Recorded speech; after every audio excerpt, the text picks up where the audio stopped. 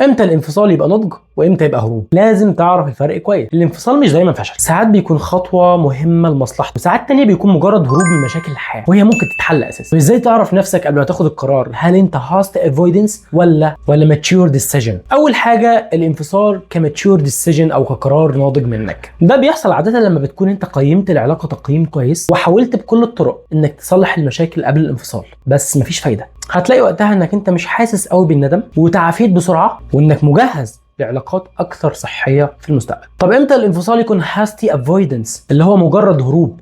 ده بيحصل لما بتلاقي نفسك بتهرب من العلاقه عشان مشاكل او حاسس بمشاعر سلبيه مش مفهومه بس انت ما حاولتش تصلح. وهنا هتلاقي انك انت دخلت في دوره مستمره من الالم وبتخش في علاقات كتيره فاشله بعدها وندم طويل المدى. طب ازاي اعرف نفسي قبل ما اخد القرار؟ هل انا كده ولا كده؟ اسال نفسك قبل القرار، هل انت حاولت انك انت تصلح وحاولت حاولت تخلي الحوار اوبن وتدسكس كل حاجه وتحاول بكل الطرق انك انت تصلح العلاقه؟ 2 هل الانفصال هيساعدك على البيرسونال جروث؟